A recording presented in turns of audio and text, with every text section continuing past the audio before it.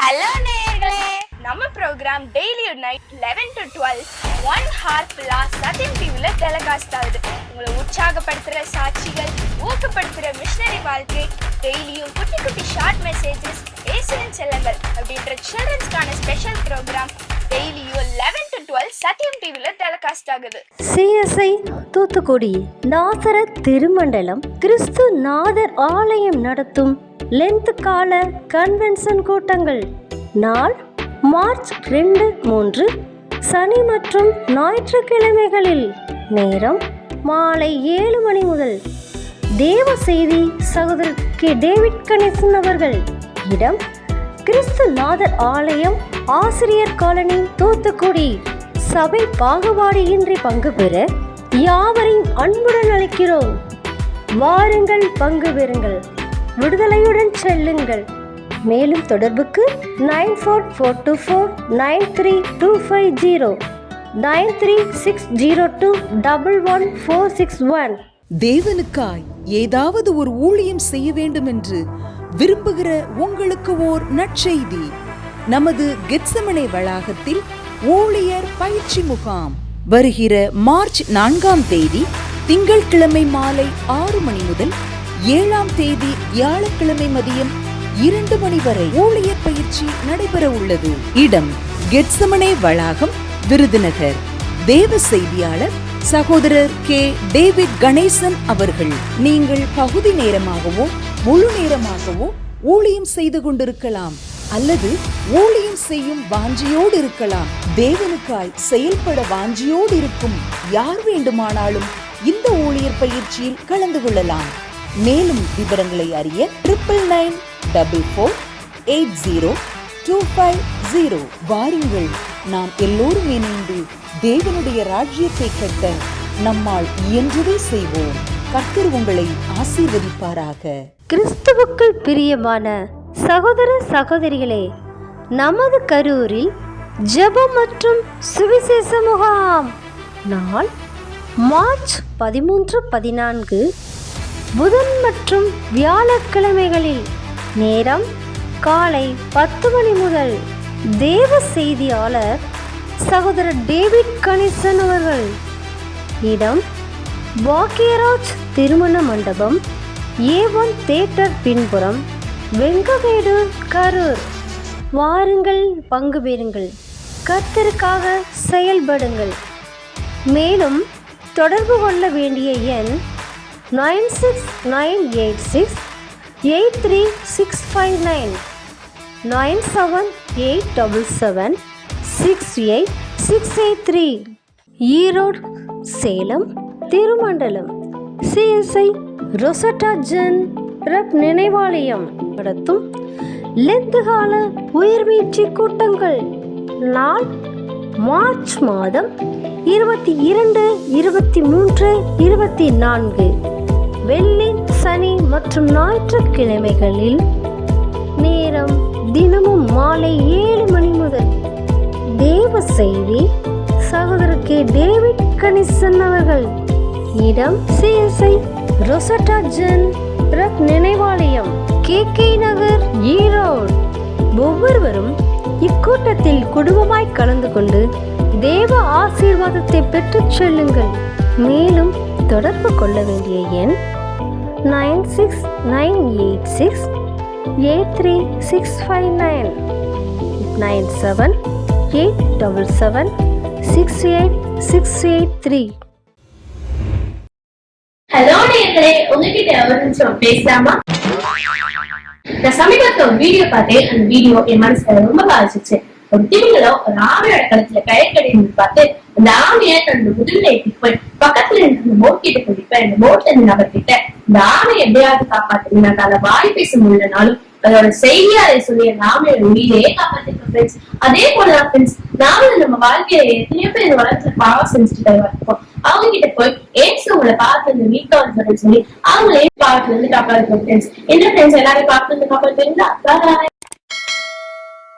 என்னக்கா ஸ்கூலுக்கு போகலையா? ஹோம்ஒர்க் நிறையா கொடுத்துருக்காங்க, அக்கா செய்யலை, மிஸ் அடிப்பாங்க, நான் ஸ்கூலுக்கு போகல. அப்படியாக்கா? சரி, நம்ம 2 பேரும் டீச்சர் ஸ்டூடெண்ட் சொல்லலாமா? சரிக்கா. நீ போயிட்டு கிளாஸ்க்குள்ள வா. Coming miss. Yes coming. Homework பண்ணிட்டு வந்தியா? ஹோம்வொர்க் பண்ணல மிஸ். ஹோம்வொர்க் ஏன் பண்ணல? மிஸ் ஹோம்வொர்க் நிறைய இருந்துச்சு மிஸ், அதனால பண்ணிட்டு வரேன் மிஸ். உனக்கு பனிஷ்மென்ட் கையை நீட்டு. மிஸ் ஹோம்வொர்க் நிறைய தானே தந்தாங்க, நீங்க செய்யல தானே, அதனால மிஸ் அடிப்பாங்க தானே ஸ்கூலுக்கு போகல. அக்கா இந்த விளையாட்டுல மட்டும் நீங்க அடிக்க வாடிங்க. சாரிதாப்பா அக்கா, மன்னிச்சுக்கோ. பார்த்தீங்களா, எங்க மிஸ் எனக்கு செய்யக்கூடாதுன்னு நினச்சேன்னா நான் அந்த பாப்பாவுக்கு செய்கிறேன். நம்மளுக்கு எது நல்லதுன்னு யோசிக்கிறோமோ அதைத்தான் நம்ம மற்றவங்களுக்கும் செய்யணும். இதைத்தான் ஏசப்பா பைபிளில் உன்னை போல் மற்றவங்களை நேசி அப்படின்னு சொல்லியிருக்காரு. இதுதான் ஏசப்பாவுக்கு ரொம்ப பிடிக்கும். ஓகே, பாய் குட்டீஸ்.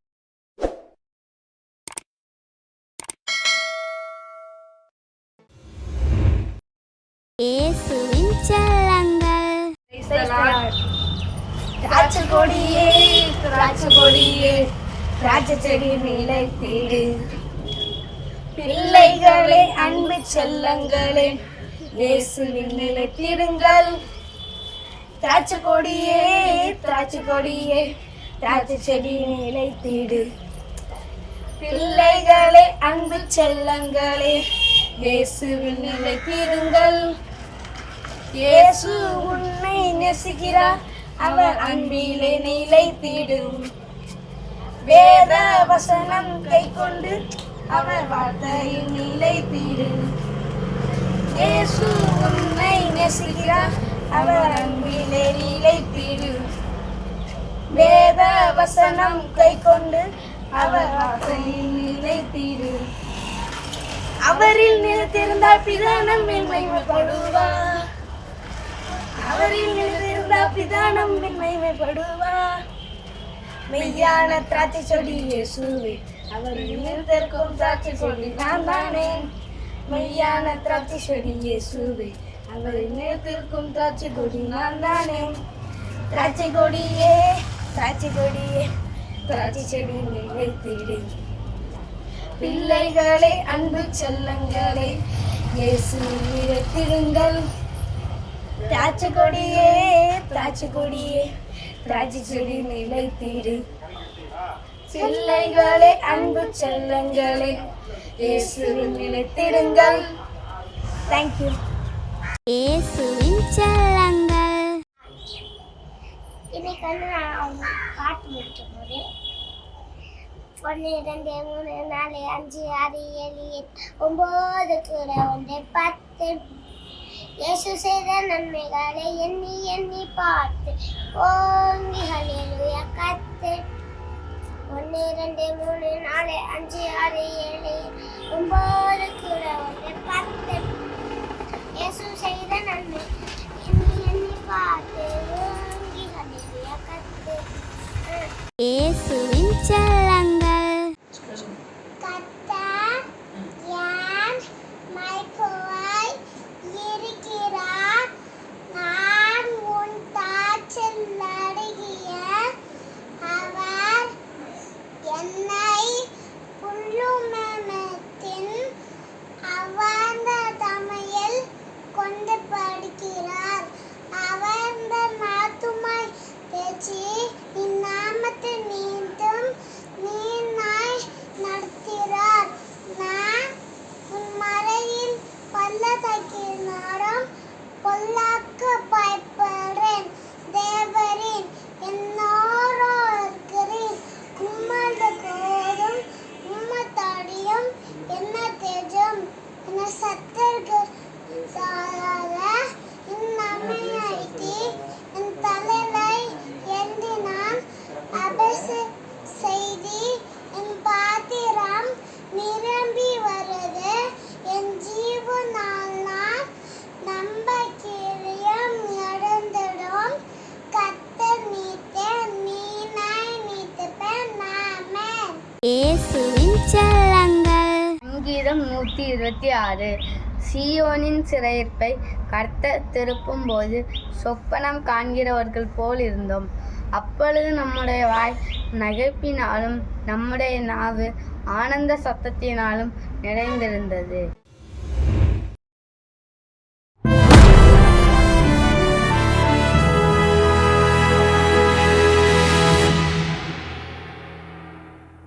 யார் தைரியமாக இருக்க முடியும், யார் பயப்படுவா அப்படின்னு ஒன்று வரும்போது நம்ம பொதுவாக நினைக்கலாம், பணபலம் இருந்தால் தைரியமாக இருக்கலாம், நம்மளை சுற்றி ஆட்கள் நிறையா இருந்தால் தைரியமாக இருக்கலாம். சிலர் என்ன சொல்லுவாங்க, எனக்கெல்லாம் சொந்தம் பந்தங்கள் நெருங்கிய நண்பர்களே இல்லை, அதை நினச்சி பயந்துக்கிட்டே இருப்பாங்க. ஒரு சிலர் அவங்க நினைப்பு என்ன, நெருங்கிய சொந்தங்கள் நண்பர்கள் இருந்தால் நம்மளை பார்த்துக்கிடுவாங்கன்னு. அப்படி இருந்தாலும் பார்த்துக்கிட மாட்டாங்கங்கிறது அவங்களுக்கு தெரியாது. நான் சொல்கிறவங்களுக்கு புரியுதில்ல? என்னை ரொம்ப க்ளோஸாக என்னை விசாரிக்கிறதுக்கு நண்பர்கள் சொந்தங்கள் இல்லைன்னு நினைக்கிறவங்களுக்கு என்ன தெரியல, உனக்கு நண்பர்கள் இருந்தாலும் சொந்தங்கள் நெருங்கியவங்க இருந்தாலும் பிரச்சனைன்னு வந்தால் ஓடி போயிடுவாங்க. இந்த உண்மை இதெல்லாம் பைபிள் படிக்கும் போது தான் நமக்கு தெரியுது. ஒரு மனிதனுடைய தைரியம் எங்கே இருக்கிறது, ஒரு மனுஷன் எங்கே நிம்மதியாக இருக்க முடியும் அப்படின்னு சொல்லி ஒரு வசனத்தை உங்களுக்கு வாசிக்கிறேன். நீதிமொழிகள் 28வது அதிகாரத்தின் முதல் வசனம் சொல்லுது, ஒருவனும் தொடராதிருந்தும் துன்மார்க்கர் ஓடி போகிறார்கள். யாருமே விரட்டாமல் ஒருத்தன் ஓடிக்கிட்டே இருக்கான். எப்படி இருக்குல்ல?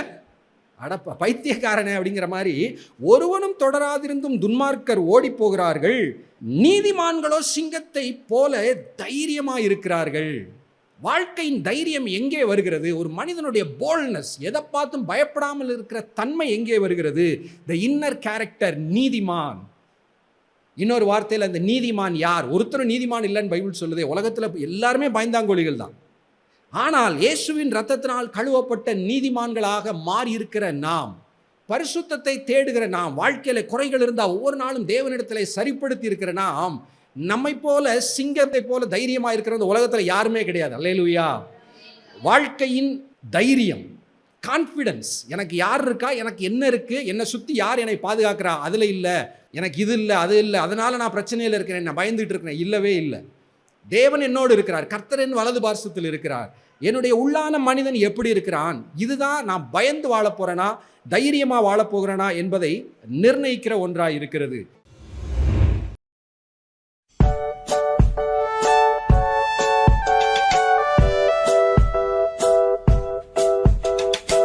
ஹாய் குட்டீஸ், எப்படி இருக்கீங்க? எல்லாரும் சந்தோஷமாக இருக்கீங்களா? ஒவ்வொரு நாளும் புது பாடல், நல்ல ஒரு ஆக்ஷன் சாங், கதை எல்லாம் கேட்டுகிட்டே வர்றீங்கல்ல. இன்னைக்கு ஒரு அனிமல்ஸ் பாட்டு கற்றுக்க போகிறோம். ஓகேவா? அனிமல்ஸ் எல்லாம் நீங்கள் பார்த்துருக்கீங்களா? ரொம்ப சந்தோஷமாக இருக்கும்ல. வரி குதிரை, ஒட்டகச்சிவிங்கி, யானை, இதெல்லாம் நீங்கள் மிருக காட்சி சாலையில் போய் பார்த்துருப்பீங்க இல்லையா? இன்னைக்கு உங்கள் முன்னாடி என்ன செய்ய போகுது, அந்த அனிமல்ஸ் எல்லாம் பேச போகுது இந்த அக்கா மூலமாக. சரியா? அதை பற்றி ஒரு பாட்டு நம்ம இன்னைக்கு கற்றுக்க போகிறோம். ரெடியாக இருக்கீங்களா? Okay, are you ready? Oh yes, I am ready அப்படி சொல்லணும். சொல்லலாமா? Are you ready? Oh yes, I am ready. Very good. வரி குதிரை கோடு போட்டது யாரு? கோடு போட்டது யாரு? ஏசப்பா படைச்ச டிசைன் எல்லாம் அழகா இருக்கு பாரு. ஏசப்பா படைச்ச டிசைன் எல்லாம் அழகா இருக்கு பாரு. ஒட்டகச்சீவிங்கி உயர்ந்திருப்பது எப்படி? உயர்ந்திருப்பது எப்படி? கத்தருக்கு பயந்தவரெல்லாம் உயர்ந்திருப்பார் அப்படி. கத்தருக்கு பயந்தவரெல்லாம் உயர்ந்திருப்பார் அப்படி. யானைக்குட்டி பானை வயிறு எதுக்கு? பானை வயிறு எதுக்கு? வசன பஞ்சம் வந்து விட்டால் என்ன செய்வேன் அதற்கு. வசன பஞ்சம் வந்து விட்டால் என்ன செய்வேன் அதற்கு. குட்டீஸ் பார்த்தீங்களா? ஒவ்வொன்றையும் ஏசப்பா ஒவ்வொரு விதவிதமாக படைச்சிருக்காங்க. ஒட்டகச்சிவிங்கி உயரமாக இருக்குது. நீ எப்படி இவ்வளோ உயரமாக வளர்ந்துருக்க அப்படின்னு சொல்லி கேட்டால், ஏசப்பாவுக்கு பயப்படுறவங்களை எல்லாம் அவர் என்ன செஞ்சுருப்பாராம்? உயர்த்தி வச்சிருப்பாராம். அழகா கோடு போட்டு வரி குதிரை, சூப்பராக இருக்கே உன்னோட கோடு டிசைன்ஸ் எல்லாம் அழகா இருக்கே அப்படின்னு சொல்லி கேட்டால், ஏசப்பா அதிசயமான தேவன் இல்லையா? அவர் போடுற ஒவ்வொரு காரியமும் அவர் அதிசயமான காரியத்தை தான் செய்வார். அதை தான் என்ன செய்யுது? வரி குதிரை சொல்லுது. அடுத்ததாக பார்த்தீங்கன்னா யானைக்குட்டி, பெரிய பானை வயிறு உனக்கு இது இருக்குதுல்ல, எதுக்கு இந்த பானை வயிறு உனக்கு அப்படின்னு சொல்லி கேட்டால் அது என்ன சொல்லுது பார்த்தீங்களா? வசன பஞ்சம் ஒரு நாள் வரப்போகுது. வசனத்தை கேட்க முடியாத, வசனத்தை படிக்க முடியாத ஒரு காலம் வரப்போகுது. அதுக்குள்ள நான் என்ன செய்ய போறேன்? வசனத்தை படிச்சு நான் சேமிச்சு வச்சிருக்கேன் அப்படின்னு அந்த யானைக்குட்டி சொல்லுது. குட்டீஸ், நீங்களும் என்ன செய்யணும்? வசனத்தை நல்ல மனப்பாடம் பண்ணணும். ஏசப்பாவுக்கு பிரியமான பிள்ளைங்களா நீங்கள் கர்த்தருக்கு பயந்து வாழ்ந்தீங்கன்னா நீங்கள் ஒரு உயர்ந்த நிலைக்கு வர முடியும். ஏசப்பா உங்கள் வாழ்க்கையில் ஒவ்வொரு நாளும் அதிசயமான காரியத்தை செய்வாங்க. ஏசப்பாவை ஏற்றுக்கொண்ட எல்லாருக்கும் உள்ள அழைப்பு இதுதாங்க. ஏசப்பாவை நீங்கள் ஃபாலோ பண்ணுறீங்களா, உங்களை மனுஷர்களை பிடிக்கிறவளா மாற்றிடுவார். அவன் பார்வையடைந்து இயேசுவுக்கு பின் சென்றான். யாரு? பர்த்திமை குருடன். அற்புதத்தை வாங்கிட்டு அம்மாட்டுக்கு வீட்டுக்கு போயிடல. அம்மாட்டுக்கு பிஸ்னஸ் பண்ண போகிறேன், அதை செய்ய போகிறேன், என் குடும்ப வேலைகளை பார்க்க போகிறேன்னு போயிடல. இயேசு கிறிஸ்துவின் இன்ப நாமத்தினாலே கிராமிய நேரம் என்ற நிகழ்ச்சிக்கு உங்களை அன்போடு கூட வரவேற்கிறோம். நல்லா இருக்கிறீங்களா? நீங்கள் எனக்காக ஊழியத்திற்காக ஜெபியுங்கள் ஐயா. நாங்கள் கிராமங்களில் ஊழியம் செய்கிற எளிய ஊழியக்காரர்கள். அநேக நெருக்கங்கள் உண்டு, தேவைகள் உண்டு. நான் ஊழியத்துக்கு ஆரம்ப நாட்களில் ஒரு 30 ஊழியக்காரர்கள் இருந்தாங்க. அவங்களுக்கு நான் சரியான சாப்பாடு கொடுக்க முடியல, அவங்களுக்கு தேவையான பண உதவிகளை கொடுக்க முடியல, அவங்கள சரியாக வழிநடத்தவே முடியல, ஒரு ஒன்னஸ் கொண்டு வர முடியல. நான் ஏசப்பாட்ட ஜெபம் பண்ணேன்.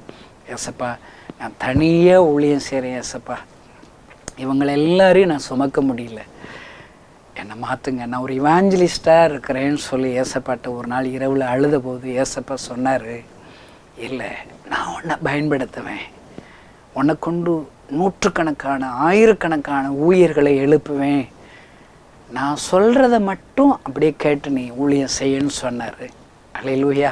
பாருங்கள், எல்லா ஊழியக்காரர்களையும் நீ தனித்தனியாக பார்த்து இதை அப்படி செய்யாத, அப்படி செய்யாத, இப்படி செய்யணும், அப்படி செய்யணும்னு சொல்லி யாரையும் திட்டாத. நான் சொல்கிற வார்த்தையில் மேடையிலிருந்து எல்லா ஊழியர்களுக்கும் என்னுடைய பாரத்தை நீ பிரசங்கம் பண்ணு, நான் உன் உள்ளத்தில் பேசுவேன். இந்த ஊழியத்துடைய ஹெட் ஆஃபீஸ் தெரியுமா? பிரசங்க பீடம் தாங்க எங்கள் ஊழியத்துடைய ஹெட் ஆஃபீஸ். யாராவது இந்த டேவிட் கணேசன் தான் இந்த ஊழியத்துடைய தலைவர்னு நீங்கள் சொல்லாதீங்க. இல்லைங்க, எங்களுடைய ஊழியத்துக்கு தலைமைத்துவம் எங்கே தெரியுமா? பிரசங்க பீடம் தாங்க தலைமைத்துவம். அல்லேலூயா. ஆண்டவர் சொல்லுகிறதை இங்கிருந்து நான் பிரசங்கிக்கிறேன். அதை கேட்டு இத்தனை ஊழியக்காரர்கள், ஏறக்குறைய 800க்கும் அதிகமான மிஷனரிகள் ஏசப்பா ஊழியத்தில் எங்கள் கூட இணைஞ்சு செய்கிறாங்க ஐயா. நீங்களும் எங்களுக்காக ஜெபியுங்கள் ஐயா, ஜெபியுங்கள். உங்கள் ஜெபத்தை கேட்டு ஆண்டவர் பெரிய காரியங்களை செய்வார். ஆமேன், ஆமேன்.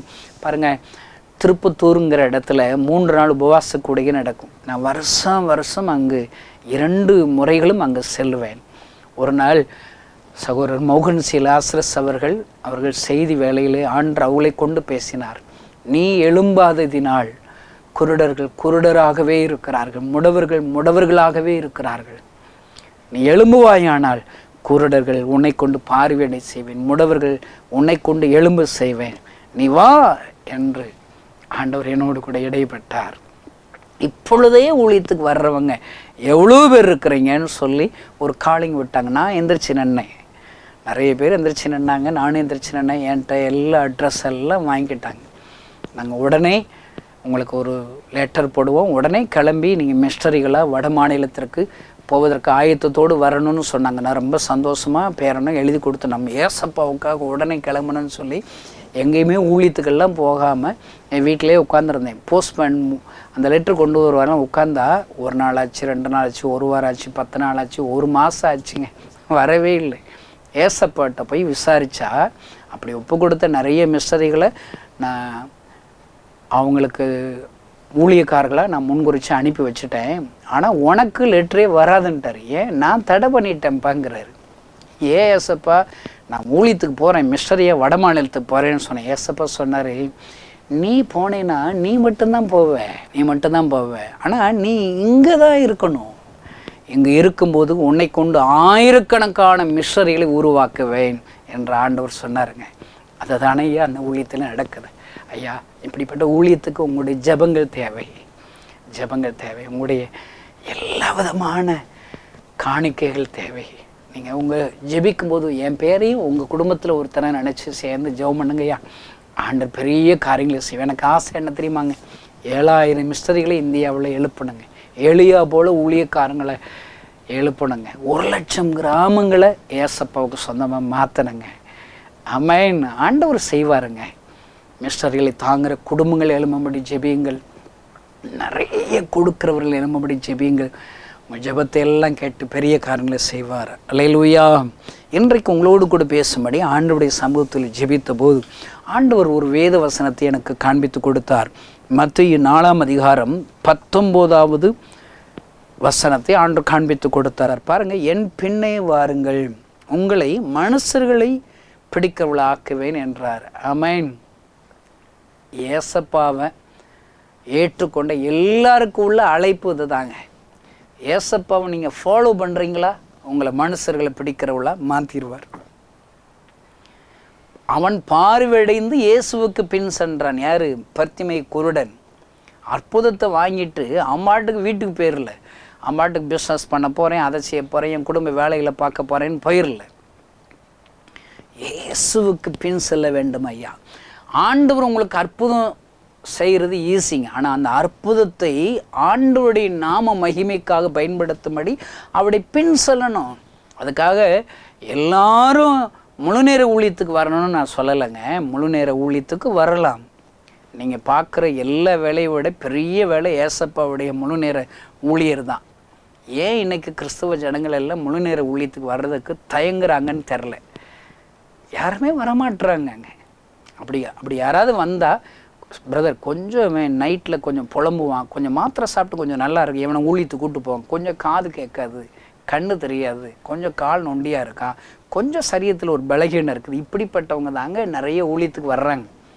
நல்ல ஆரோக்கியமாக நல்லா படித்து ஞானம் உள்ளவர்கள், தாழ்ந்து பெற்றவர்கள் முழு நேர ஊழியத்துக்கு வர்றதே குறைஞ்சி போயிடுச்சுங்க. நிறைய பேர் என்ன நினைக்கிறாங்க, முழு நேர ஊழியத்துக்கு போனால் கஷ்டப்படணும்னு நினைக்கிறாங்க. இல்லவே இல்லைங்க. தப்பான செய்தி உங்களுக்கு வந்திருக்குது. நான் எப்பொழுதுமேங்க சபைகளுக்கோ கன்வென்ஷன் கூட்டத்தில் செய்தி கொடுக்கும்போது நாங்கள் ரொம்ப கஷ்டப்படுறோம், எங்களுக்காக ஏதாவது கொஞ்சம் உதவிச்சிங்க, மாதம் ஒரு 100 ரூபா 1000 ரூபா தாங்க, இப்படியெல்லாம் பிரசங்கம் பண்ண மாட்டேங்க. ஏன்னா இப்படியெல்லாம் பிரசங்கம் பண்ணால் பிரசங்கத்தை கேட்குற வாலிப தம்பிமார்கள் தங்கச்சிமார்கள் அப்போ ஊழியத்துக்கு போனால் இவ்வளோ கஷ்டம் வரும்போல் இருக்குது அப்படின்னு நினச்சிட்டு அவங்க ஊழியத்துக்கே வரமாட்டாங்க. கஷ்டங்கள் எல்லாருக்கும் உண்டுங்க. நீங்கள் பார்க்குற பிஸ்னஸில் கஷ்டம் இல்லையா, வேலைகளில் கஷ்டம் இல்லையா, அலுவலகத்தில் கஷ்டம் இல்லையா, அரசாங்க வேலை பார்க்குறீங்களா, உங்களுக்கு கஷ்டம் இல்லையா? எல்லாருக்கும் இருக்குங்க, கஷ்டம் இருக்குது. நீங்கள் படுற அரசாங்க வேலை பார்க்குறவங்க பிஸ்னஸ் பண்ணுற கஷ்டங்களுக்கெல்லாம் பலன் குறைவாக தாங்க இருக்கும். ஆனால் ஊழியத்துலேயும் கஷ்டங்கள் இருக்கும். ஆனால் இங்கே கஷ்டப்பட்டால் கிரேடு கிடைக்குங்க. ஏசப்பா ப்ளஸ் பண்ணுவாருங்க, எங்களை ஆத்துமாக்களை தருவாருங்க. அல்லேலூயா. நான் அடிக்கடி சொல்லுவேன், அரசாங்க வேலை பார்க்குற உங்களுக்கே 1ஆம் தேதி சம்பளம் வந்துடுதுன்னா, உலக அரசாங்க வேலை பார்க்குற உங்களுக்கே சம்பளம் தருவோன்னா, நாங்கள் ஹெவன் கவர்மெண்ட்டுங்க, எங்களுக்கு சம்பளம் வராதா? அரசாங்கம் கூட 60 வயசில் ரிட்டைர்மெண்ட் வந்துடும். எனக்குன்னா ரிட்டைர்மெண்ட்டே கிடையாது. நான் சாகுற வரைக்கும் ஏசப்பா ஊழியம் செய்வேங்க, வேலை செய்வேங்க. அமேன். எனக்கு ஆண்டவர் சம்பளம் கொடுக்க மாட்டாரா? பாருங்க, இதெல்லாம் நிறைய பேர் தெரில. இப்போ நீங்கள் என்கிட்ட கேட்கலாம், பிரதர் கணேசன் உங்களுக்கு எவ்வளோ சம்பளம்? எனக்கே தெரிலங்க. எனக்கு எவ்வளவு சம்பளம் வேணுமோ அவ்வளோ சம்பளம் தர்றாருங்க. எனக்கு இந்த மாதத்துக்கு 1000 ரூபா வேணும்னா 1000 ரூபா தர்றாருங்க, 5000 ரூபா வேணும்னா 5000 ரூபா தருவாருங்க, 50000 வேணுமோ தருவாருங்க. ஏசப்பா எனக்கு தேவைன்னா தருவாருங்க.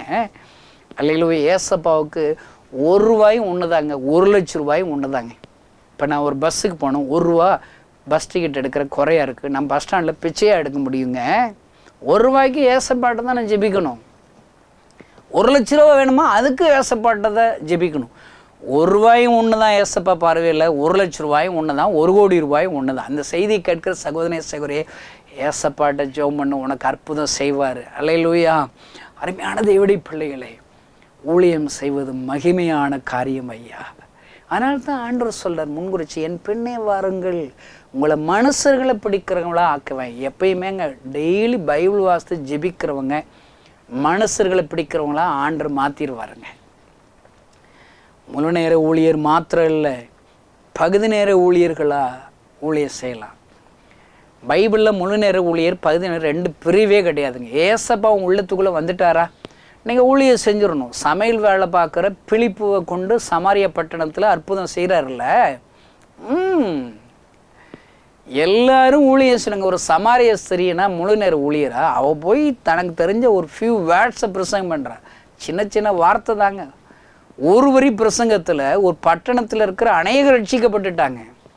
யோனா என்ன பிரசங்கம் பண்ணார்? இன்னும் 40 நாள் இருக்கப்பா, நீங்கள் நாசமாக போயிடுவீங்க. அவ்வளோதான். ஒரு வரி ஜெபத்தில் ஒரு நினைவை பட்டணமே ஆண்டவரை அறிந்து கொள்ளுகிறது. அல்லேலூயா. பைபிளில் எல்லாரும் ஊழியம் செய்யணுங்க. ஊழியங்கிறது ஆண்டோடைய வார்த்தைகளை சொல்லணுங்க. நான் பைபிளை ஏசப்பாவை ஃபாலோ பண்ணால், ஏசப்பா பேசின முதல் வார்த்தை என்ன தெரியுமாங்க? முதல் பிரசங்க வார்த்தை மனந்திரும்புங்கள் சுவிசேஷம், மனந்திரும்புங்கள் பரலோக ராஜ்யம் சமீபத்தில் இருக்கிறது. இதுதாங்க சுவிசேஷம். முடிவில் கடைசியை சொன்ன அவருடைய வார்த்தை என்னங்க? நீங்கள் உலகம் முழுவதும் புறப்பட்டு போய் சுவிசேஷ பிரசங்கிறாரு. ஆரம்பமும் பேசின வார்த்தைகளும் சுவிசேஷம்தான், முடிவும் சுவிசேஷம்தான். அருமையான சகோதரி, உங்களுடைய கிறிஸ்துவ வாழ்க்கையுடைய ஆரம்பம் சுவிசேஷ ஊழியமாக இருக்கணும், முடிவும் ஊழியமாக தான் இருக்கணும். இந்த உலகத்தில் நீ எவ்வளோ சம்பாதிச்சேன்னு யாரும் சொல்ல மாட்டாங்க. என்னை பொறுத்தளவுக்கு சம்பாதிச்சு நீ செத்தேன்னா செத்தனைக்கு சண்டை தான் போடுவாங்க. அல்லேலூயா. ஆத்மாக்களை அறுவடை பண்ணணுங்க. ஏசப்பாவுக்காக நீ என்ன செய்யுத, இதுதான் பரலோகத்தில் கணக்கு இருக்குதுங்க. நான் இவ்வளோ வீடு கட்டினேன், இவ்வளோ பணம் சம்பாதிச்சு, இவ்வளோ இடத்துல இடம் வாங்கி போட்டேன், அதெல்லாம் கணக்குலேயே இருக்காதுங்க. எத்தனை ஆத்மாக்கள் உங்கள் மூலியமாக ரட்சிக்கப்பட்டுச்சு, எவ்வளவு மிஷனரிகள் இவர்கள் மூலியமாக அனுப்பப்பட்டார்கள், எத்தனை ஆலயங்கள் கட்டப்பட்டது, எவ்வளவு பாவிகள் மனம் திரும்பினார்கள். இந்த கணக்கு மட்டும்தாங்க பரலோகத்தில் இருக்கும். நான் அப்படி நினைக்கிறேங்க. நான் நினைக்கிறேன் பைபிள் அப்படி தான் எனக்கு பைபிள் சொல்லி தருதுங்க. அருமையான கிறிஸ்துவ நண்பர்களை, இன்றைக்கு என் பெண்ணை வாருங்கள் என்று சொல்லி அவர் அழைக்கிறார். ஆனால் இந்த வசனத்தை வாசிக்கும் போது ஆண்டவர் என் உள்ளத்தில் ஒரு பாரத்தை கொடுத்தார். என் பின்னாடி அவங்க எல்லாரும் வந்தால் நான் மனுஷர்களை பிடிக்கிறவளா மாற்றிடுவேங்கிறார். ஏசப்பாவை நான் ஃபாலோ பண்ணுறேன். ஏன் ஏசப்பாவை ஃபாலோ பண்ணுறேன்? ஏசப்பா எனக்கு உயிர் கொடுத்தாருங்க. சாக கடந்த எனக்கு உயிர் கொடுத்துட்டாரு. என் இறுதி வியாதியை ஏசப்பா சுகப்படுத்திட்டார். 6 மாதத்தில் செத்து போயிடுவேன்னு சொல்லி டாக்டர் என்னை கைவிட்டுட்டாங்க. எல்லா இடங்களுக்கு போய் ஒரு பிரயோஜனம் கிடையாது. நடக்க கூட முடியல, நடந்தாலே எழுப்பு வந்துடும். கட்டாயம் இறந்து போகிற நிலைமையில் சரி கிறிஸ்தவங்க சாமியை கும்பிட்டு பார்ப்பேன்னு சொல்லி தான் சர்ச்சுக்கு போய் உட்கார்ந்தேன். அவங்க பாடுற பாட்டு புரியாது, அவங்க பண்ணுற பிரசங்கமும் புரியாது. கடைசி ஜெபம் பண்ணும்போது 1 நிமிஷம் அழுவங்க. ஆண்டவர்கிட்ட ஏசப்பாட்டை அழுது ஜெபம் பண்ணுவேன். 5 வாரம் சர்ச்சு போய் 5 நிமிஷம் ஜெபம் பண்ணியிருப்பேன். 5 நிமிஷத்தில் ஏசப்பா எனக்கு அற்புதம் செஞ்சுட்டாருங்க. அல்லையில என் கண்ணீரை ஏசப்பா தொடச்சிட்டாருங்க. அமேன். ஏசப்பா தான் நல்ல சாமி, அவர் தான் அற்புதம் செய்கிறவர்னு சொல்லி கொஞ்ச நாள் நல்லா இருந்தேன். கொஞ்ச நாள்ல என் மனசில் ஒரு சந்தேகத்தினால ஏசப்பா தான் சுகமாக்குனா என்ன நிச்சயம்னு சொல்லி அவரை மறுதலிச்சிட்டேன். ஆனால் ஆண்டவர் என்னை கைவிடலைங்க. ஏசப்பா ஒரு நாள் அதிகாலை வேளையில் நான் தூங்கி எந்திரிச்சு வீட்டிற்கு போக வேண்டும் என்ற ஆயத்தத்தோடு இருந்தபோது பூட்டின அறைக்குள்ளாக அவர் தரிசனமானார். என் கண்களினால் அவரை பார்த்தேன். அவர் அழுது கொண்டே இருந்தார். அவர் அழுகும்போது தன் பாரங்களை சொல்லி சொல்லி அழுகிறார். அவர் என்ன தெரியுமா சொல்லி அழுகிறார்? நானே தேவன், என்னை தவிர வேறு தேவர்கள் இல்லை. நான் இந்த ஜனங்களுக்காக பிரதி வைக்கிறேன். என்னால் படைக்கப்பட்ட என் ஜனங்கள், இவர்களை ஆசீர்வதிக்க விரும்புகிறேன், சந்தோஷம் தர விரும்புகிறேன், சமாதானம் தர விரும்புகிறேன், வியாதிகளை சுகமாக்கும்படி விரும்புகிறேன். ஆனால் யாருமே என்கிட்ட வரமாட்டாங்க, என்னாலே இல்லாமல் எங்கோ போய்கிட்டு இருக்காங்களேன்னு சொல்லி அழுதுகிட்டே இருக்கிறாருங்க. என் கண்ணீரை துடைத்த ஆண்டவர் கண்ணீர் வடிக்கிறாரா? எத்தனை வேதனை ஐயா!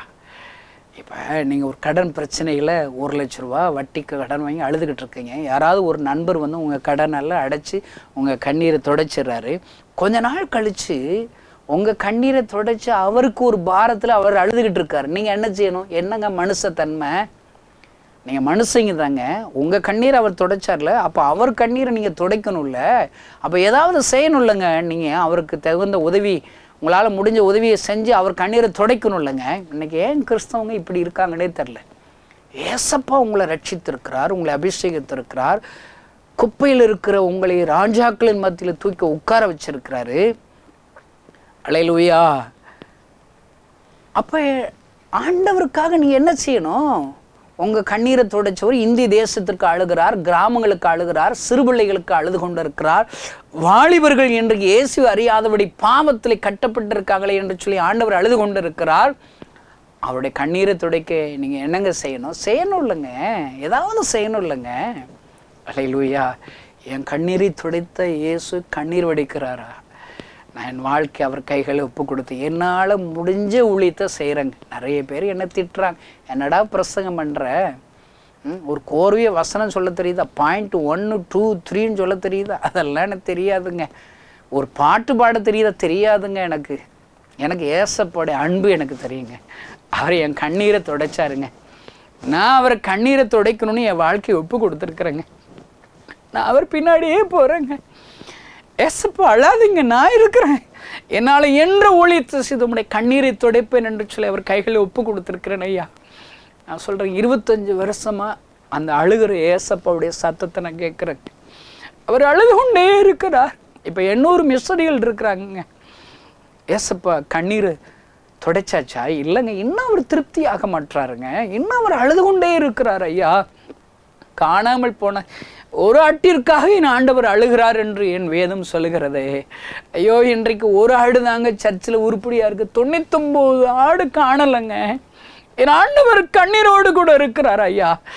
என் கண்ணீரை துடைத்த ஆண்டவர் கண்ணீர் வடிக்கிறாரே என்று சொல்லி 25 வருடங்களாக என்னால் என்று ஊழியம் செய்து அவர் கண்ணீரை துடைக்க பிரயாசப்படுகிறேன். நான் மாத்திரம் ஊழியம் செய்து அவருடைய கண்ணீரை துடைக்க முடியாது. அதனால தான் இப்படிப்பட்ட டிவி நிகழ்ச்சிகளில் நீங்களும் வாங்கலை, ஜோம் பண்ணி கண்ணீரை தொடங்க, உங்களால் என்ற காணிக்கைகளை கொடுத்து கண்ணீரை தொடங்க, வாங்குங்க.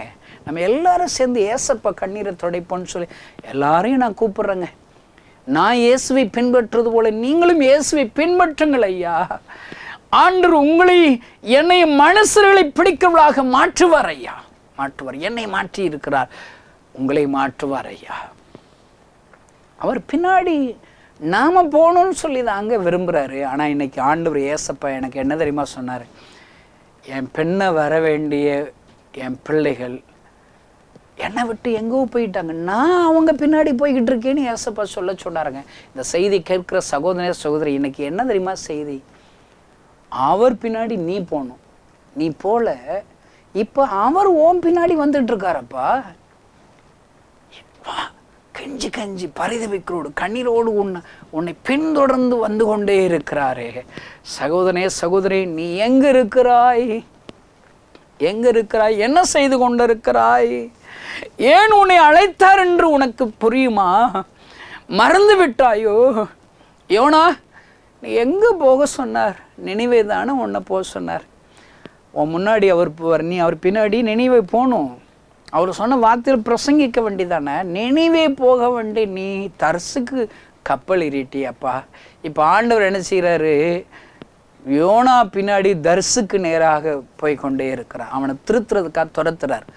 மோசஸ் அவனை கொண்டு தான்ப்பா எகிப்தில் இருக்கிற லட்சக்கணக்கான ஜனங்களை அடிமைத்தனத்துலேருந்து விடுவிக்கணும். ஆண்டவர் உனக்கு ஏன் ஜீவனை தப்பு வச்சார்? ஏன் உன்னை ராஜ அரண்மனையில் உன்னை வளர்த்தாரு? லட்சக்கணக்கான ஜனங்களை அடிமைத்தனந்து விடுவிக்கணும்னு தானே. அதை மறந்துட்டு அவன் மாமியார் வீட்டில் போய் கிடக்காங்க. இப்போ மோசஸை என் ஆண்டவர் பின்தொடர் இருக்கிறார். முற்று நடுவில் இருந்து பேசுகிறார். அவன் மாட்டேங்கிறான், நான் வரமாட்டேன், எனக்கு பேச தெரியாது, வேற யாராவது அனுப்பு. இன்னைக்கு இருக்கிற கிறிஸ்தவங்க எல்லாம் தனக்கு கொடுக்க பொறுப்புகளை கை கழுவுறது. இந்த செய்தி கேட்கிற கிறிஸ்தவ நண்பனே, நீ செய்ய வேண்டிய ஊழியத்தை நீ தான் செய்யணும். கை கழுவுகிறாயோ? கை கழுவுறதுன்னா என்னன்னு தெரியுமாங்க? பிலாத்து. இன்னைக்கு நிறைய கிறிஸ்தவங்க பிளாத்தா தான் இருக்கிற. சபைகளில் 99% சபைகள் பிளாத்து சர்ச்சு தான். சர்ச்சே பிளாத்துன்னு மாற்றிட வேண்டிதான். பிளாத்து என்ன செய்யறான்? அங்கு இயேசுவை விடுதலை ஆக்க வேண்டுமா, பராபாசை விடுதலை ஆக்க வேண்டுமா என்று பிலாத்து கேட்கிறான். ஜனங்கள் எல்லாரும் கூச்சலிடுகிறார்கள், பராபாசை விடுதலை ஆக்குங்கள், இயேசுவை சிலுவையில் அடியுங்கள் என்று சொல்லி. பிலாத்துக்கு தெரியுது இவர் நீதிமான் என்று தெரிகிறது. அந்த அவனுடைய அதிகாரத்தை பயன்படுத்தி இயேசுவை சிலுவையிலே ஒப்பு கொடுக்கிற இயேசுவை விடுதலை ஆக்கி இருக்கலாம். அதனால் அவன் என்ன செய்கிறான் தெரியுமா? கை கழுவுகிறான். எனக்கு என்னப்பா, எனக்கு ஒன்றும் தெரியாது, கை கழுவி விடுகிறான். இன்றைக்கு நிறைய பேர் தான் செய்ய வேண்டிய பொறுப்புகளில் என்னால் செய்ய முடியுங்க சகோதரனை, உன்னால் செய்ய முடிஞ்சவைகளை செய்யாதபடி கை கழுவுறாயோ? இப்போ 1 மணி நேரம் உன்னால் டெய்லி ஜெபிக்க முடியாதா? எதுக்கோ நீ நேரம் செலவிடுற. ஜெபிப்பதற்கு ஏன் நேரம் செலவழிக்க முடியாது? கை கழுவிடுறியா? உன்னால் ஒரு மிஸ்டரி அனுப்பலாம், ஒரு மிஷனரி அனுப்பிட்டு திருப்தி ஆயிடக்கூடாது. 5 மிஷனரி அனுப்பலாமா, 10 மிஷனரி அனுப்பலாமா? நம்ம நீ உன்னால் முடியும், அதை செய்யணுங்க. கை கழுவாத. கை கழுவுற கிறிஸ்தவ நண்பனே, நீ பிளாத்து போன்று இருதயத்தோடு இருக்கிறாய். நிறைய ஊழியக்காரங்க பிளாத்தா மாறிட்டாங்க. நிறைய கிறிஸ்தவங்க பிளாத்தா மாறிட்டாங்க. ஆண்டவர் மோசையோடு கூட பின்தொடருகிறார். மாட்டேங்கிறவனை துரத்தி பிடிக்கிறாருங்க. துரத்தி பிடிக்கிறார். இப்போ பாருங்க, எலியா அவனை கொண்டு அக்கினி பதிலளிக்கிறார். அக்கினி நாள் கர்த்தர் தேவன் என்பதை எல்லா ஜனங்களும் அறிக்கை எடுக்கிறார். இப்போ அவர் என்ன சொல்கிறாரோ அதை கேட்டு எலியா ஃபாலோ பண்ணா. அவர் கேரி தாட்டண்டை போப்பாங்கிறார். அவருடைய வார்த்தையை கேட்டு அவரை பின்தொடர்றான். சாரிபாத் விதவை வீட்டில் போய் தங்கிருங்கிறார், பின்தொடர்றான். அவருடைய வார்த்தையில் பின்தொடர்ந்தே போய்கிட்டே இருக்கிறவன் திடீர்னு பயத்தில் சூரிய செடியில் போய் படுத்துக்கிட்டாங்க. இப்போ எலியாவை ஆண்டவர் பின்தொடர வேண்டி இருக்குதுங்க. எலியா ஆண்டவரை பின்தொடரணும். இப்போ எல்லாம் மாறி போச்சுங்க. அங்கே போய் அவன்கிட்ட போய் கேட்குறாரு. 1 ராஜாக்கள் 19 அதிகாரம் 9 வசனம். எலியாவே, இங்கே உனக்கு என்ன வேலைப்பா? இவன் தான் சூரிய செடியில் நீங்கள் வேண்டான்று எலியா போயிட்டாலும் ஆண்டர் விட வேண்டியதன் விட மாட்டுறாருங்க. எலியாவை கொண்டு செய்ய வேண்டிய ஊழியத்தை எலியாவை கொண்டு தான் செய்யணும். இந்த செய்தியை கேட்கிற சகோதர சகோதரி, உன்னை கொண்டு செய்ய வேண்டிய ஒரு ஊழிய பங்கு இருக்குது. எழுப்புதலே உன்னுடைய பங்கு இருக்கிறது ஐயா. நீ அவருடைய வார்த்தைகளை கேட்டு அதனை பின்தொடர்ந்து அவரை பின்தொடர வேண்டி நீ அவரை மறுதலித்து விட்டாய். இன்றைக்கு ஆண்டவர் உன்னை பின்தொடர்ந்து கொண்டே இருக்கிறாரோ? உனக்கு இங்கு என்ன வேலை? ஆண்டவர் எதற்காக உன்னை அழைத்தார்? எதற்காக ஆண்டவர் உனக்கு முன்குறித்தார்? எப்படிப்பட்ட தரிசனத்தை நீ நிறைவேற்ற வேண்டும் என்று சொல்லி ஆண்டவர் உன்னோடு கூட பேசின மறந்து விட்டாயோ? எலியா ஆண்டவர் கேரி தாட்டனில செஞ்ச அற்புதத்தை மறந்துட்டான். காக்காவை கொண்டு போஷித்ததை மறந்துட்டான். தீ இறங்குனதை மறந்துட்டான். சாரிபாத் விதவை வீட்டில் ஆண்டவர் செய்த அற்புதங்கள் எல்லாம் மறந்துட்டான். எல்லாத்தையும் மறந்துட்டான். போய் சூரிய செடியில் போய் படுத்துக்கிட்டான். நீங்கள் எதாவதுங்க மறந்தீங்க? ஆண்டவர் உங்களுக்கு உயிர் கொடுத்ததை மறந்துட்டீங்களா? ஆதி அன்பை நீங்கள் மறந்துட்டீங்களா? தெருவில் கிடக்க வேண்டிய நீங்கள் எனக்கு ஆண்டவர் சொந்த வீட்டில் வச்சிருக்கிறார், மறந்துட்டேன். என்ன மறந்துட்டீங்க? சொந்த கார் கொடுத்ததை மறந்துட்டீங்க. எவ்வளவு அற்புதங்களை செஞ்சதை நீ மறந்துட்ட. எல்லாம் மறந்து போய் கிடக்கிற சகோதரனை, இயேசுவை வார்த்தைகளை பின்பற்றி இருக்க வேண்டும். இயேசுவை பின்தொடர்ந்திருக்க வேண்டும். இப்பொழுது இயேசுவனை பின்தொடர்ந்து வந்து கொண்டே இருக்கிறார். உனக்கு இங்கு என்ன வேலை? எலியாவை என் ஆண்டவர் பின்தொடருகிறாரே. தோமா வாழ்க்கையை பாருங்க. அவங்க உயிர்த்தெழுந்த இயேசுடைய செய்தியை கேட்டு கொண்டாட வேண்டியவங்களெல்லாம் போய் ஒரு ரூமுக்குள்ளே கதவை மூடி உட்காந்துக்கிட்டாங்க. அறிவிக்கணும் இல்லைங்க, ஆண்டவருடைய சுவிசேஷத்தை அறிவிக்க வேண்டியவங்களெல்லாம் சப்பானிகளாக போய் பயத்தில் போய் உட்காந்துக்கிட்டாங்க.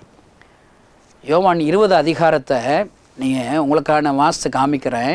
26 வசனம். மறுபடியும் 8 நாளைக்கு பின்பு அவருடைய சீசர்கள் வீட்டிற்குள்ளே இருந்தார்கள். வீட்டில் எதுக்குங்க இருக்கிறாங்க? அருமையான கிறிஸ்தவ நண்பனை, உங்களுக்கு எந்த நேரத்தையும் வீட்டில் வீணாக்கக்கூடாதுங்க. ஞாயிற்றுக்கிழமை சர்ச்சுக்கு போகிறீங்களா? நல்ல வசனம் கேளுங்க, அந்நிய பாஷை பேசுங்க, காணிக்க கொடுங்க, வல்லமினால் நிரப்பப்படுங்க. ஒவ்வொரு முறையும் நீங்கள் ஆலயத்துக்கு செல்லும்போது ஆண்டவர் உங்களை அபிஷேகிக்கிறார், உங்களை ஆசீர்வதிக்கிறார், வல்லமினால் நிரப்புகிறார் ஐயா. அதையெல்லாம் பெற்றுட்டு வந்து நீங்கள் என்ன செய்றீங்க? நல்ல கறி மீன் முட்டையை வாங்கி நல்லா தின்னுட்டு தூங்கிறீங்களா? தூங்குங்க. நான் சாப்பிட்றதெல்லாம் தப்பாக சொல்லலைங்க. அடுத்து எழுந்துச்சுன்னு ஒரு 2 hours போயிட்டு வாங்களேன். குடும்பமாக ஒரு கிராமத்துக்கு போங்களேன், தெரு பிரசங்கம் பண்ணுங்களேன். அங்கே இருக்கிற தெருவில் இருக்கிற பிள்ளைகளை உட்கார வச்சு ஒரு சண்டே கிளாஸ் எடுங்களேன். ஏசு நல்லவர் சொல்லுங்களேன். உங்கள் இன்னைக்கு காலை சர்ச்சுக்கு போனீங்களே, உங்கள் சர்ச்சில் யார் வரலை, வரலை, அவங்கள போய் விசாரிங்களேன். இன்றைக்கி உங்களை சர்ச்சில் பார்த்தேன் காணோம், அதான் என்ன ஏதுன்னு உங்களை விசாரிச்சுட்டு வரலான்னு வந்தேன். எதுவும் சுகம் இல்லையா? ஏன் சர்ச்சுக்கு வரமாட்டேங்க? போய் சந்திச்சுட்டு வாங்களேங்க. அருமையான தேவனுடைய பிள்ளைகளே, என் ஆண்டவர் உங்களை விரும்புகிறார் ஐயா, உங்களை அழைக்கிறார். மனிதர்களை பிடிக்கிறவர்களாக மாற்றுவேன் என்று சொல்லி உங்களை அழைக்கிறார் ஐயா. அதற்காக அவரை பின்பற்ற வேண்டும் என்று விரும்புகிறார். ஆனால் நீங்கள் பின்மாற்றத்தோடு கூட எலியாவை போன்று நீ எங்கோ ஒரு இடத்துல நித்திரை செய்கிறதுனாலே இப்பொழுது அவர் உங்களை பின்தொடர்ந்து கொண்டிருக்கிறார். அல்லேலூயா. அருமையான தேவனுடைய பிள்ளைகளே, வீட்டுக்குள்ளே போய் கதவை மூடி எல்லா சீசர்களும் படுத்துட்டாங்க, உட்கார்ந்துட்டாங்க, பூரம் பயம். ஆண்டவர் என்ன செய்கிறார் தெரியுமா? பூட்டியிருக்கிற அந்த அறைக்குள்ளே அவர் தரிசனமாகிற உங்களுக்கு சமாதானம் என்று சொல்லுகிறார். அல்லேலூயா. நான் நினைப்பேங்க, இந்த இயேசு கிறிஸ்து இன்னைக்கு எல்லா இடத்துலையும் தரிசனமாகணுங்க, தரிசனமாகணும். எல்லாம் வீட்டுக்குள்ளே பூட்டி சும்மா கிடக்கும். ஒரு கிராமத்தில் சர்ச்சுக்கு போனால் சர்ச்சு பூட்டி கிடக்குது. எங்கேயா என்னை பிரசங்கம் பண்ண வர சொன்னார் ஒரு ஐயா, அவர் எங்கே போயிட்டான்னு பார்த்தா அவங்க பூட்டிட்டு உள்ளே கிடக்காங்க, உள்ளே ஆண்டவரை ஆராதிச்சுக்கிட்டு இருக்காங்க. நான் கதவை தட்டினேன், வாங்க வாங்க வாங்கன்னு சொல்லி என்னையும் உள்ளே ஊட்டி பூட்டிட்டாருங்க. அவர் சொல்கிறார், பிரதர் கணேசன், அவங்க வாட்டுக்கு எல்லா காரங்களும் எல்லா ஆட்களும் இங்கே சர்ச்சுக்கு வந்துடக்கூடாது, அதனால தான் நாங்கள் மட்டும்தான் ஆண்டவரை ஆராதிக்கணும். யார் வெளியில் இருக்கிற அந்த கிராமத்தில் உள்ளவங்க புதுசாக வேறு தெருக்காரங்கள்லாம் இங்கே வந்துடக்கூடாதுல்ல, அதனால தான் கதவை நாங்கள் பூட்டிடுவோங்கிறார். ஐயோ, பைபிளே உனக்கு தெரிலையா ஐயா, ஏசப்பாவே தெரிலையா ஐயா, எல்லா ஜனங்களும் வருகிற ஒரு ஜெப வீடாகத்தானே உன்னுடைய ஆலயம் இருக்க வேண்டும். குறிப்பிட்ட இந்த தெருக்காரங்க தான் வரணும், அந்த தெருக்காரங்க வரக்கூடாது. எங்களுக்கு மட்டும்தான் இயேசு கிறிஸ்தன் கதவை மூடி ஆராதிக்கிறார்கள். அருமையான கிறிஸ்துவ நண்பர்களே, உன்னுடைய கிறிஸ்துவ வாழ்க்கை எப்படி இருக்கிறது? ஆண்டவரை நீ பின்பற்றுவாயானால் உன்னை மனிதர்களை பிடிக்கவளாக மாற்றுவார், ஆத்தும ஆதாயகனாக மாற்றுவார். நீ பின்மாற்றத்தோடு இருக்கிறதுனால இன்றைக்கு ஆண்டவர் உன்னோடு கூட பேசுகிறார். ஆண்டவர் இன்றைக்கு உன்னை பின்தொடர்கிறார். ஐயா, நான் சொல்கிறேங்க, இந்த 25 வருஷமாக ஏசப்பா என்னை பின்தொடர்கிறார். நான் அவரை பின்தொடரும் போதெல்லாம் என்னை கொண்டு அறுவடைகள், ஆத்ம அறுவடைகள் நடக்கிறது ஐயா. சில நேரங்கள் பயத்திலே, சந்தேகத்திலே, முறுமுறுப்பிலே, குறைச்சல்களே, அவமான நிந்தைகள் வரும்போது நான் தங்கி விடுகிறேன். போதும் கர்த்தாவே என்று எலியாவை போன்று பின்மாற்றத்தோடு தங்கி விடுகிறேன். அப்பொழுது என் ஆண்டவர் என்னை கைவிட்டு விடவில்லை ஐயா, அவர் என்னை பின்தொடர்கிறார். நான் எந்த இடத்துல சோர்ந்து போய் படுத்திருக்கிறேனோ அங்கே எல்லாம் மறுபடியும் அவர் தரிசனமாகிறார். மறுபடியும் அவர் என்னை துரத்தி பின்தொடர்ந்து கொண்டே வருகிறார் ஐயா. அல்லேலூயா. அருமையான தேவனுடைய பிள்ளைகளை, இன்றைக்கு உன்னை ஆண்டவர் பின்தொடர்கிறாரா? நீ ஆண்டவரை பின்தொடர்கிறாயா? நீ அவருடைய வார்த்தைகளை கேட்டு அவரை பின்பற்றினால் உன்னை கொண்டு மனிதர்களை பிடிப்பார் ஐயா, லட்சங்களை பிடிப்பார் ஐயா, உன்னை கொண்டு அற்புத அடையாளங்களை செய்வார் ஐயா.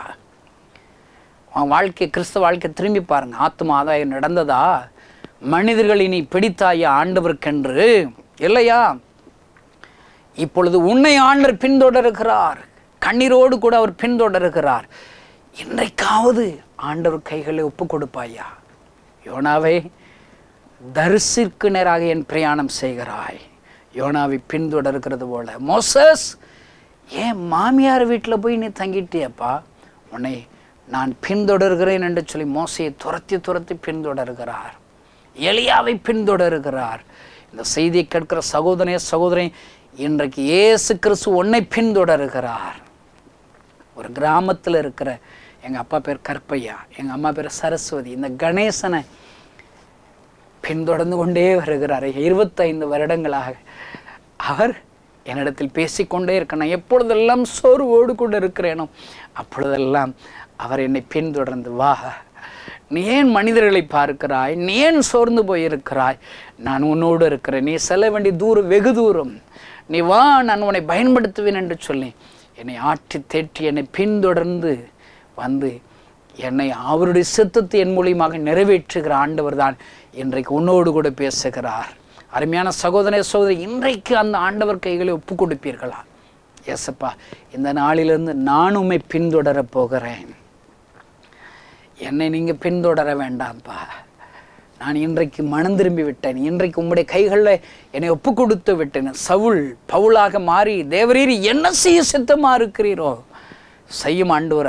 உம்முடைய கைகளை ஒப்பு கொடுத்த பவுளை போன்று என்னை உம்முடைய கைகளை ஒப்பு கொடுக்கிறேன் என்று சொல்லி ஒப்பு கொடுப்பீர்களா? அவர் உங்கள் கரங்களை பிடிப்பார், உங்களை மனிதர்களை பிடிக்கிறவர்களாக மாற்றுவார். எல்லோர் கண்களை மூடி நாம் ஜெபிக்கலாம். பரலோகத்தில் இருக்கிற எங்கள் அன்பு தகப்பனே, என்னை பின்பற்றி வாருங்கள், மனிதர்களை பிடிக்கிறவர்களாக ஆக்குவேன் என்று சொன்னீரே. ஆனால் உம்முடைய வார்த்தைகளை கேட்டு உம்மை பின்தொடர வேண்டியவர்கள் ஆண்டவரே எங்கோ தங்கிவிட்டார்களே. இன்றைக்கு நீர்களுக்கு சொல்லுகிற வார்த்தையின்படி நீர் இவர்களை பின்தொடர்கிறீரோ? மோசையை பின்தொடர்ந்தது போல, யோனாவை பின்தொடர்ந்தது போல, எலியாவை பின்தொடர்ந்து போது போல, இந்த கணேசனை பின்தொடர்ந்தது போல இந்த செய்தியை கேட்கிற ஒவ்வொருவரையும் பின்தொடர்கிறீர்களோ? உம்மை பார்க்கும்படி இவர்கள் கண்கள் திறக்கப்படட்டும் அப்பா. உம்முடைய தரிசனத்தை பெறும்படி இவர்கள் கண்கள் திறக்கப்படட்டும் அப்பா. அந்த செய்தியை கேட்கிற ஒவ்வொருவரும் என்னை கொண்டு ஒரு பெரிய ஒரு ஊழியத்தை முன்குறித்திருக்கிறார், அந்த ஊழியத்தை நான் நிறைவேற்றும்படி அவரை நான் பின்தொடரட்டும் என்று சொல்லி தன்னை ஒப்பு கொடுக்கட்டும் அப்பா. ஒப்பு கொடுக்கிற ஒவ்வொருவருடைய கரங்களை பிடித்தருளுவீராக, எடுத்து பயன்படுத்தி அருளுவீராக. பெரிய காரியங்களை செய்யும் இயேசுவின் நாமத்தினால் பிதாவே, ஆமென். இந்த செய்தி நிச்சயமாக உங்களை செயல்பட தூண்டிருக்கும் என விசுவாசிக்கிறோம். ஹாய் வியூவர்ஸ், ஆண்டவராய் இயேசு கிறிஸ்துவின் இனிய நாமத்தினாலே இதை பார்த்து கொண்டிருக்கிற ஒவ்வொருவரையும் வாழ்த்துதலை தெரிவித்துக் கொள்கிறேன். என்னுடைய பெயர் அவனராஜன். நான் திருமங்கலத்தைச் சேர்ந்தவன். என்னுடைய தகப்பனார் வியாபாரத்தை தொடர்ந்து காய்கறி வியாபாரம் என்று சொல்லி தொடர்ந்து செய்து கொண்டிருக்கிறேன். இதை பார்த்து கொண்டிருக்கிற உங்களுடைய வாழ்க்கையில் சந்தோஷம் இருக்கா அப்படின்னு சொல்லி செக் பண்ணி பார்த்துக்கோங்க.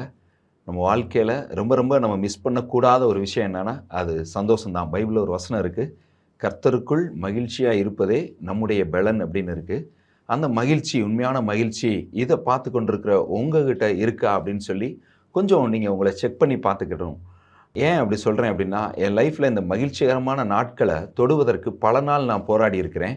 இந்த மகிழ்ச்சியை இன்றைக்கி நான் உங்கள் முன்னாடி நிற்கிறேன்னா முழு மகிழ்ச்சியோடு, மன ரம்யத்தோடு, அவ்வளோ ஆசீர்வாதங்களோடு, நிறைவோடு, உங்களோட மகிழ்ச்சியோடு பேசி கொண்டிருக்கிறேன். அதுக்கு காரணம் ஆண்டவராய் இயேசு கிறிஸ்து தான். என்னுடைய சிறு வயதில் இந்த மகிழ்ச்சி எனக்கு கிடைக்கவே இல்லை. என்னுடைய வாலிப வயதில் இந்த சந்தோஷம் எனக்கு கிடைக்கவே இல்லை. ஏன் அப்படின்னு கேட்டால், 7 வயதில் என்னுடைய தகப்பனார் இறந்துட்டார். 7 வயதில் அவர் இறந்ததுக்கப்புறம் என் வாழ்க்கையில் எனக்கென்று தூக்கி விடுவதற்கோ எனக்கு ஒரு பெரிய இருள் சூழ்ந்த நாட்களாக இருந்தது. யாரும் என்னை கரம் பிடித்து தூக்கி விடுறதுக்கு ஆட்களே கிடையாது. கிட்டத்தட்ட அநேக 15-20 ஆண்டுகள் நானும் என் தாயாரும் மட்டும் இந்த உலகத்தில் கஷ்டப்பட்டுக்கிட்டு இருக்கிறோம். இந்த உலகம் அவ்வளோ பலவீனமான உலகம், எல்லாருமேலே அன்பு செலுத்துகிற உலகமாக இருந்தாலும் நம்மளுடைய சூழ்நிலைகள், ஒருத்தர் வீட்டில் காவலால் இல்லைன்னா அந்த குடும்பம் அவ்வளோ சீர்குலைந்து அது எவ்வளோ துன்பப்படும் என்பதற்கு நானே சாட்சியாக இருக்கிறேன். தகப்பனார் இல்லாமல் என் வாழ்க்கையில் நல்ல சாப்பாடு நான் சாப்பிட்டது கிடையாது. என்னுடைய தேவைகள் ஒன்று கூட நான் சந்திக்கப்பட்டது கிடையாது. என்னுடைய படிப்பு செலவுக்கு கூட என்னால் பணம் கட்ட முடியாத ஒரு சூழ்நிலை. எல்லாம் தாண்டி ஒரு பேருக்கு ஒரு டிகிரி முடித்து அப்படி கிராஸ் பண்ணி வந்தாலும் அடுத்து மேற்படிப்பு படிக்க முடியாத சூழ்நிலை. அதனால் கட்டாயம் நான் பிஸ்னஸ்க்கு மறுபடியும் வரணுன்ற கட்டாயத்துக்கு என் தகப்பனாரோட பிஸ்னஸை தொடர்ந்து நான் எடுத்து நடத்துவதற்கு தள்ளப்பட்டேன். 20வது வயதில் என்னோடய பிஸ்னஸை நானே ஓனராக அண்டர்டேக் பண்ணி நடத்த ஆரம்பித்தேன். நடத்தி கிட்டத்தட்ட ஒரு 10 வருஷ காலம் இந்த உலகம் அந்த பிஸ்னஸில் அந்த உலகம் என்னை சந்திச்சிச்சு. நான் உலகத்தை அப்போ தான் பார்க்குறேன். இந்த உலகம் அநேக வஞ்சனையான உலகமாக இருந்தது. பார்க்குற மனுஷர்கள்ட்ட எல்லா இடத்துலையும் நான் வஞ்சிக்கப்பட்டேன். எந்த இடத்துலையும் என்னால் பிழைக்க முடியல. இருள் சூழ்ந்த காலம், நிறைய கடனானேன். 20 வயதுலேருந்து அந்த 30 வயதுக்குள்ளே அந்த 10 வருட காலம் என்னுடைய கடன் 10 லட்ச ரூபாய்க்கு மேலே தாண்டி போயிடுச்சு. என்னால் மீள முடியாத கடன். இருளில் தள்ளப்பட்டேன். ஒரு வேளை என்னுடைய வாழ்க்கை அவ்வளோதான்னு சொல்லக்கூடிய அளவுக்கு எல்லாம் நான் மூழ்கின சூழ்நிலையில் இருந்தேன். அந்த 30வது வயது வரைக்கும் என் வாழ்க்கையில் என்னால் சந்தோஷத்தை பெற்றுக்கொள்ளவே முடியல. ஏமாற்றங்களை மட்டும்தான் இந்த உலகம் கொடுத்துச்சு. மனுஷர்கள் பார்த்தாலே பயமாக இருக்கும். எந்த மனுஷர்கிட்ட பேசுகிறதுக்கும் பயமாக இருக்கும். பயம் அவ்வளோ சூழ்ந்துருந்துச்சு. பலவீனம், என்னென்னமோ இந்த உலகத்தில் சிறைப்பட்டு போயிருந்தேன். ஒரு விஷயத்தில் கூட ஒரு விடுதலை, மன தைரியம் எதுவுமே இல்லாத சூழ்நிலையில் இருந்தேன். அந்த கடைசி கிட்டத்தட்ட மூழ்கக்கூடிய சூழ்நிலையில் என்னுடைய நண்பர் மூலமாக இயேசு என்கிற நாமம் எனக்கு தெரிவிக்கப்பட்டது. என் நண்பர் சொன்னார், இயேசு தான் உண்மையான கடவுள் அப்படின்னு சொல்லி. அந்த வார்த்தையை நான் கேட்ச் பண்ணிக்கிட்டேன். அன்றிலிருந்து இயேசுவை பின்தொடர ஆரம்பித்தேன். இயேசுவை என் சொந்த இரட்சகராக ஏற்றுக்கொண்டு என் பிரச்சனைகள் எல்லாம் அவர்கிட்ட சொல்ல ஆரம்பித்தேன். கொஞ்சம் கொஞ்சமாக என்னுடைய கவலைகள் எல்லாம் மாற ஆரம்பிச்சிச்சு. அல்லேலூயா. அந்த உலகத்தில் நம்மளுடைய கவலையை மாற்றக்கூடிய நிரந்தரமான ஒரு முடிவு யார் அப்படின்னு கேட்டிங்கன்னா இயேசு கிறிஸ்து தான். வேறு எந்த சிற்றின்பங்களும் வேறு எந்த காரியமும் உங்களை விடுதலை செய்ய முடியாது. ஆண்டவராய் இயேசு கிறிஸ்துவின் நாமந்தான் உங்களை விடுதலை செய்ய முடியும். அதை சரியாய் பெற்றுக்கொண்டேன். அந்த இயேசு கிறிஸ்துவை தேடுகிற ஒரு தேடலில் இறங்கினேன். அவரை தேடி கண்டுபிடித்தேன். அவர் கரம் பிடித்தேன். அவர் என் கரத்தை பற்றி கொண்டார். என் இயேசுவோடு சேர்ந்து நான் இன்னைக்கு என் வாழ்க்கை பயணத்தை 30வது வயதில் ஆரம்பித்தேன்.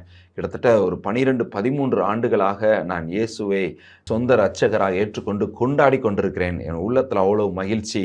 எனக்கு பயம் எவ்வளவோ சின்ன வயதில் இருந்த அந்த பயமெல்லாம் இன்னைக்கு மாறிடுச்சு. இன்னைக்கு சந்தோஷம், அவ்வளோ சந்தோஷம். பயம் கிடையாது.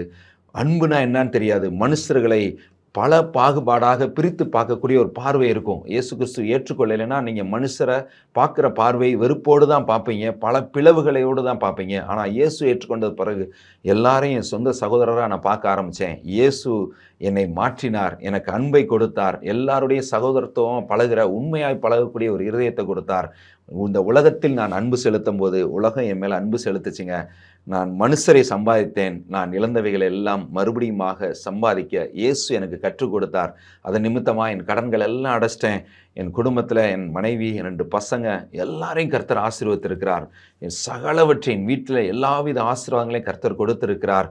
இயேசுவை அறியாத என்னுடைய சொந்த மனைவி, என் பிள்ளைகள், 77வது வயது வரைக்கும் இயேசுவை அறியாத என்னுடைய தாயார் எல்லாரும் இயேசுவை ஏற்றுக்கொண்டாங்க. இன்னைக்கு எங்கள் வாழ்க்கை அழகா, மனரம்யமா, சந்தோஷமா, ரொம்ப பேரின்பத்தோடு வாழ கர்த்தர் உதவி செய்திருக்கிறார். எல்லாவற்றுக்கும் மேலாக இயேசுவோடு இணைந்து இந்த உலகத்திற்கென்று ஏதாவது செய்யணும்னு நான் புறப்படுவதற்கு ஆண்டவர் என்னை அழைத்தார். ஏதோ நான் வாழ்ந்த நாட்களில் பிரயோஜனமாக வாழணும்னு ஆசைப்பட்டு இன்றைக்கு அவரோடு இணைந்து விஎம்எம் என்கிற அந்த ஊழியத்தோடு கூட நான் இணைந்து இன்றைக்கி செயல்பட்டு கொண்டிருக்கிறேன். இந்த ஊழியத்தில் இணைஞ்சதுனால நிறைய பயனுள்ள காரியங்களை பிறருக்காக, நம்ம சுற்றி வாழ்கிற உலகத்துக்காக ஏதோ ஒரு காரியம் நம்மளால் செய்ய முடியுதுன்ற நான் உணர்கிறேன். அப்படிப்பட்ட சந்தோஷத்தை ஆண்டவர் கொடுத்துருக்கிறார். நல்ல பிரயோஜனமுள்ள வாழ்க்கையாய் நான் ஏதோ பிறந்தேன் ஏதோ மரிச்சேன்னு போகாத அளவுக்கு ஒரு யூஸ்ஃபுல்லான லைஃப்பை என்னுடைய லைஃப்பில் நான் பார்க்குறதுக்கு கர்த்தர் கிருபை செய்திருக்கிறார். ஒருவேளை இதை பார்த்து கொண்டிருக்கிற நீங்கள் இயேசுவை சொந்த இரட்சகராக நீங்கள் ஏற்றுக்கொள்ளுங்க. உங்கள் வாழ்க்கையில் எப்படிப்பட்ட கவலையாக இருந்தாலும், எப்படிப்பட்ட கஷ்டங்களாக இருந்தாலும் கர்த்தர் மாற்றுவார். வியாதியாக மாற்றிடுவார், கடனாக மாற்றிடுவார், ஏதோ சிறையிருப்பா, கெட்ட பழக்க வழக்கங்களா, எந்த பிரச்சனையாக இருந்தாலும் இயேசுவினிடத்தில் சொல்லுங்கள். உங்கள் வாழ்க்கையை ஆண்டவர் மாற்றுவார். எல்லாவற்றுக்கும் மேலாக உங்களை ஆசீர்வதித்ததோடு பிறருக்கு ஆசீர்வாதமாகவும் இயேசு மாற்ற வல்லவராக இருக்கிறார். இந்த உலகத்திற்கு உப்பாயிருங்கள், வெளிச்சமாயிருங்கள் என்று இயேசு சொல்லியிருக்கிறார். அதே போல உங்களையும் இயேசு பயன்படுத்த முடியுங்க. நொறுங்கின பாத்திரத்தை ஆண்டவர் அழகான பாத்திரமாக மாற்ற முடியும். உடைந்த உள்ளத்தில் இருக்கிற உங்களை ஆண்டவர் அழகுள்ள ஒரு மகிமையுள்ள வாழ்க்கையை உங்களை வாழ வைத்து பரலோகத்தில் கொண்டு போய் சேர்க்க வல்லவராக இருக்கிறார். ஆண்டவரே, இயேசுவே என்று கூப்பிடுங்க. இயேசு தான் உண்மையான தேவன். அவர் நமக்காக, நம்முடைய பாவங்களுக்காக சிலுவையில் மரித்திருக்கிறார். அவர் நம்ம பாவங்களை எல்லாவற்றையும் சுமந்து தீர்த்து விட்டார். அவர் தேவனானபடியினால் அவர் மரித்தும் சதா காலங்களில் உயிரோடு இருக்கிறவராய் மரித்து அடக்கம் பண்ணப்பட்ட 3ஆம் நாளிலே உயிரோடு கூட எழுந்தார். இன்றைக்கும் ஜீவிக்கிறார். அவரை நம்புங்கள். இயேசு ஒரு நாள் இந்த உலகத்திற்கு வரப்போகிறார். அவரை நம்பி வாழ ஆரம்பியுங்கள். நிச்சயமாய் உங்கள் வாழ்க்கை அர்த்தமுள்ளதாய் மாறும். ஒரு நாள் உங்கள் மரணம் என்று இந்த பூமியில இருந்தாலும் நித்தியத்திலே நீங்கள் சேர்க்கப்படுவீர்கள். பரலோகத்திலே இயேசுவோடு உங்களால் சந்தோஷமாய் வாழ முடியும். இதை கேட்டுக்கொண்டு இருக்கிற ஒவ்வொருவரையும் கர்த்தர் தாமே ஆசீர்வதிப்பாராக. ஆமென். சிஎஸ்ஐ தூத்துக்குடி நாசரத் திருமண்டலம் கிறிஸ்து நாதர் ஆலயம் நடத்தும் லென்த் கால கன்வென்ஷன் கூட்டங்கள் நாள் மார்ச் 2, 3 சனி மற்றும் ஞாயிற்றுக்கிழமைகளில். நேரம் மாலை 7 மணி முதல். தேவ செய்தி சகோதரர் கே. டேவிட் கணேசன் அவர்கள். இடம் கிறிஸ்து நாதர் ஆலயம், ஆசிரியர் காலனி, தூத்துக்குடி. சபை பாகுபாடின்றி பங்கு பெற யாவரையும் அன்புடன் அழைக்கிறோம். வாருங்கள், பங்கு பெறுங்கள், விடுதலையுடன் செல்லுங்கள். மேலும் தொடர்புக்கு 9442493250 9360211461. நீங்களும் எங்களோடு இணைந்து தேவனுக்காக ஏதாவது செய்ய விரும்புகிறீர்களா? கீழ்கண்ட எங்களது ஊழிய திட்டத்திற்காக ஜெபிக்க முன்வரலாமே. தமிழ்நாடு மற்றும் பிற மாநிலங்களிலும் ஆலயம் கட்ட தேவையாய் உள்ள 1000 கிராமங்களில் இடம் வாங்கி ஆலயம் கட்டப்பட ரூபாய் 5 லட்சமோ அல்லது அதில் ஒரு பகுதியோ கொடுத்து ஆலயம் கட்டி கொடுப்போர் எழும்ப ஜெபியுங்கள். சூனேமியால் எலிசாவுக்கு ஒரு அறை வீட்டை கட்டி கொடுத்தது போல புதிய மிஷனரிகள் தங்கி பயிற்சி எடுப்பதற்கு ரூபாய் 2 லட்சம் கொடுத்து ஒரு மிஷனரி வீட்டை கட்டி கொடுப்போர் எழும்ப ஜெபியுங்கள். நாம் சந்திக்கும் வாலிபர்கள் மற்றும் ஆரம்ப விசுவாசிகளை கிறிஸ்துவுக்குள் வளரச் செய்ய ரூபாய் 300 கொடுத்து முழு வேதாகமும் வாங்கி கொடுப்போர் எழும்ப ஜெபியுங்கள். நாம் பணி செய்யும் 8 மாநிலங்களிலும் உள்ள 850 மிஷனரிகளை மாதந்தோறும் ரூபாய் 10,000 கொடுத்தோ அல்லது இயன்ற காணிக்கையை கொடுத்தோ தாங்குவோர் எழும்ப ஜெபியுங்கள். தமிழ்நாடு மற்றும் பிற மாநிலங்களிலும் துரிதமாக சுவிசேஷம் அறிவிக்கவும் பின்தொடர் பணிக்காகவும் சுவிசேஷ வாகனங்கள் வாங்கி கொடுப்போர் எழும்ப ஜெபியுங்கள். தங்கள் வாலிப மற்றும் சிறு பிள்ளைகள் ரட்சிக்கப்பட, அபிஷேகிக்கப்பட மற்றும் இயேசுவுக்கு சாட்சியுள்ள பிள்ளைகளாக வளர கண்மணி பிள்ளைகள் இயேசுவுக்காக திட்டத்தில் தங்கள் பிள்ளைகளை இணைக்கிற பெற்றோர்கள் எழும்ப ஜெபியுங்கள். இந்தியா முழுவதிலும் இன்னும் துரிதமாக நம் மிஷனரி பணிகள் நடக்க மாதந்தோறும் அல்லது வருடத்திற்கு ஒரு முறையாவது ரூபாய் 1000 கொடுத்து எழுப்புதல் விரும்பும் பங்காளர் திட்டத்தில் இணைகிற அநேகர் எழும்ப ஜெபியுங்கள். மேலும் எங்களோடு தொடர்பு கொள்ள விரும்பினால் திரையில் காணும் எங்கள் முகவரியும் குறித்துக் கொள்ளுங்கள்.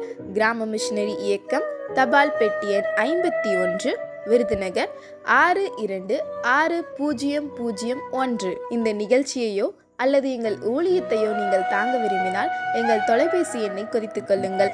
7378000444. கர்த்தர் தாமே உங்களை ஆசீர்வதிப்பாராக.